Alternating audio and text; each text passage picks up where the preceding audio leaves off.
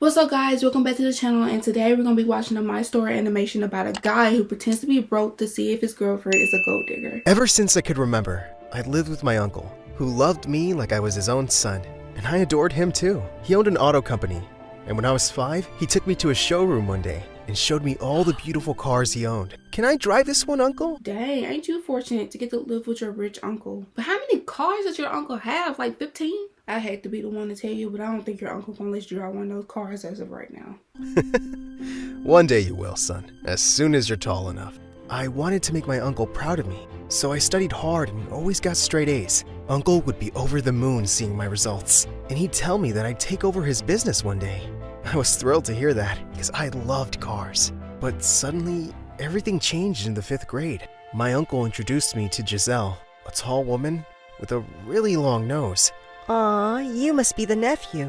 A really long nose? That's a weird thing to say about somebody. You could have chose anything else to say about her, but you chose the nose. So cute. She pinched my cheeks, and when my uncle wasn't looking, she smirked at me. I didn't like her at all, but my uncle seemed to love her, because 2 months later, he married her. Giselle had a son my age, Jeremy, and he was the slowest boy I'd ever met. On his first day of school, Uncle and I were waiting for him to finish eating his cereal, and he took a minute to chew each Fruit Loop. We're gonna be late, can't you chew any faster? He then took the bowl and tried to drink down his cereal, but ended up messing his clothes. Ethan, look what you made Jeremy do. Now you'll both be so late for school. Look what he made him do because he told him to eat faster. All he asked him to do was eat more than one Fruit Loop at a time. He didn't pick up the bowl and shove the cereal down his throat. Why didn't y'all just make him a sausage and biscuit he can eat in the car? I got to school 2 hours late that day. To make things worse, Jeremy was a real embarrassment. He sat in class with snot running down his nose and didn't even realize it till one of the mean boys in class saw him. Look everyone, the new guy has some disgusting goo on his face. The entire class burst out laughing. And then Jessica, one of the prettiest and richest girls in the school, handed Jeremy a tissue and frowned at the mean boy. Why do you always have to be so rude? Leave the poor guy alone. Later that day, I caught up with Jessica and thanked her for standing up for Jeremy. I just don't understand mean people. It's so much easier to be kind. Well, it's not easy for everyone. You're just one of the kindest people around. Aw, thank you, Ethan. She kissed my cheek and ran off. I liked her ever since we were little kids. So that kiss gave me butterflies in my tummy. As time went by, I found myself taking care of Jeremy like I was his babysitter, because Giselle kept asking me to help him. But even though I made so much effort with Jeremy, Giselle never appreciated it and was always unpleasant with me. Like once at dinner, when I wanted a second helping of food, she looked at me like a witch. So greedy. You should feel lucky that you're even eating with us at the same table. What do you mean? Look at all the food on the table. He can get a second helping. What do you mean lucky to be here? You the one who married his uncle. He can divorce you in a second. And then one day in the 10th grade, I came home to the worst news ever. Giselle told me that Uncle had been arrested for fraud. I just didn't believe it. My uncle was no criminal. But apparently he'd been stealing money from its biggest investor, and he was sentenced to jail for 10 years. I wanted to see him, but Giselle said only she had visiting rights as his wife. I was devastated, but Giselle seemed over the moon. Just one day after Uncle's sentence, she invited her friends over and stayed up all night, laughing and dancing to loud music. Nah, she's and just 2 days later, I got back from school to find out she had moved all my stuff to the attic. Why did you do this? That room was just too big for a boy like you. So Jeremy will be moving in there now. I'm moving my stuff back. Listen here, you poor rat. I'm in charge now, and what I say goes. You're gonna pay for this. She laughed. You guys literally live in a mansion. And what is this? Another Cinderella story? Witch. And then suddenly slipped and fell down a couple of stairs on her butt. Nice. I told you, you'll pay for this. I made myself comfortable in the attic, but as days passed, things got worse for me. I was no longer allowed to eat at the dinner table or watch TV in the lounge. Giselle fired our butler, saying it was too expensive to pay him. So she gave me and Jeremy chores. What is her problem? Like, how you gonna fire a butler? You live in a mansion. You got money. Talking about it's too expensive. What you gonna spend all that money on anyway? Jeremy was still a weird guy, but he wasn't evil like his mom. One day, he brought me some dessert to the attic. I'm really sorry about the way my mom treats you. It's okay, bro.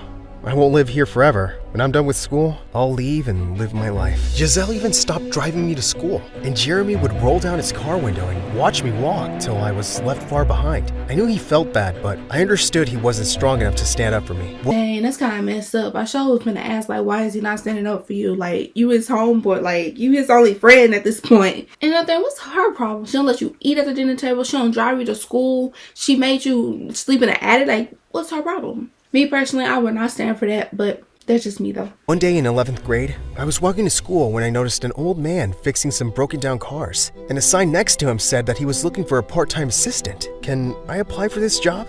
Oh, and what do you know about cars? Quite a lot. My uncle taught me everything. The old man tested me and was quite impressed by my knowledge. He hired me, and I was so happy because, of course, Giselle had stopped my allowance. One afternoon, he sent me to a rich man's house to fix his Ferrari. It was more like a palace. While I was fixing the car, I started getting hot, so I took off my shirt. Moments later, I heard giggling from behind a wall, and I peeked around and found Jessica there. Jessica, you live here? Yes, this is my house. You fix cars? She kept looking at my abs, and I could swear she was blushing slightly. Oh my god, fam, she likes you. I screamed and practically jumped into my arms. What is it? A lizard! Then you don't actually love nature if you up here just only liking plants and not animals. When you have plants, there's going to be animals. I'm just going to tell you that right now. But that's part of nature, isn't it? I only love plants, not creepy crawlies. I laughed, picked up the lizard, and made it crawl away in a different direction. When I turned around, she was standing right behind me, and her face was so close to mine. My heart raced as I looked at her lips. But suddenly her dad called for her. As he saw us coming out of the cottage, he looked at me, sternly. The next day when I saw her in school, my heart skipped a beat when she smiled at me. But then all of a sudden, Jeremy came up behind me. Hey, why is Jessica looking at you that way? I don't know, maybe she likes me. When I said that, Jeremy's expression changed. Well, that can't be, because I loved her since the day I joined this school. While Jeremy was talking about his feelings, Jessica suddenly approached me and asked if I'd help her with math during recess. I gladly said yes, but Jeremy glared at me like his mother. When I got home that day, Giselle called me to the living room. Her eyes were blazing. Jeremy tells me you stole his girlfriend. Jeremy ain't got no girlfriend. He couldn't even finish his bowl of cereal fast enough. You think he can get a girlfriend? He probably started liking her when she wiped the snot off his face. Who? Jessica? She's never been his girlfriend. I hear that your father's very rich. You're thinking of getting your hands on that pot of gold, aren't you? No, Giselle. Not everyone's a gold digger like you. How dare you talk to me like that? You're grounded, and I forbid you to see this girl. As long as you live under my roof, you'll live by my rules. This is not your roof, it's my uncle's.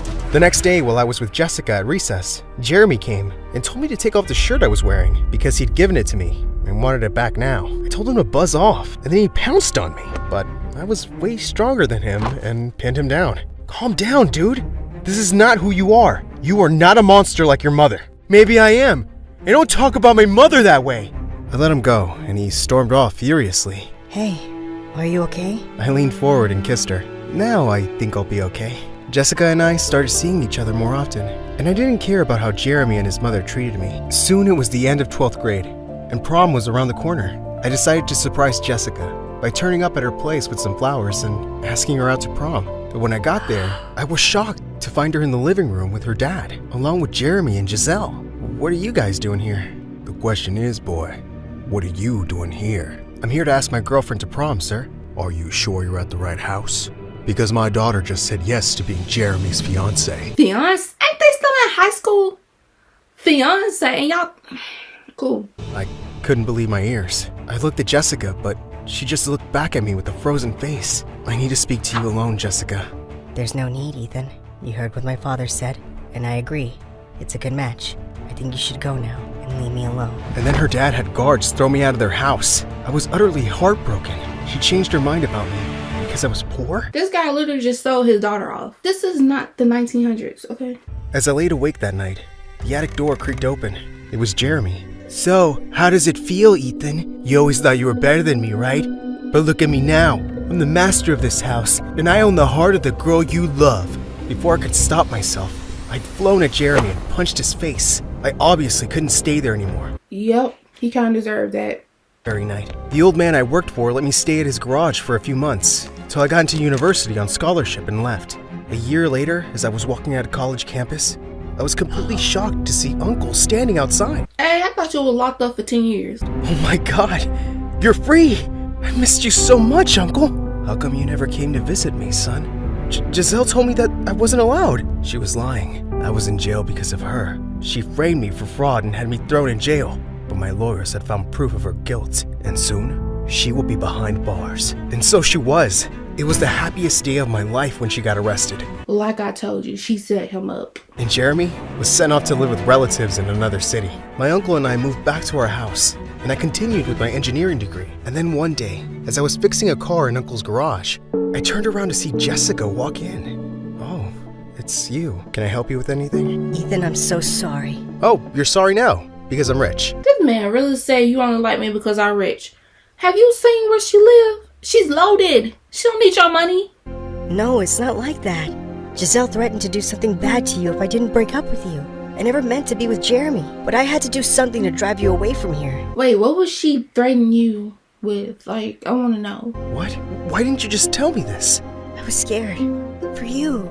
She started crying, and I wrapped my arms around her and told her it was all over. So do you think you can give me another chance? Of course. I've loved you since forever, Jessica. You're the best person I know. Guess we'll never know. I know something you don't. I know something you would never know. But anyway, that's all for today, guys. Thank you so much for watching this video. Make sure you like, comment, and subscribe. And also comment down below what type of video you want me to do next. I love you guys, and bye, guys.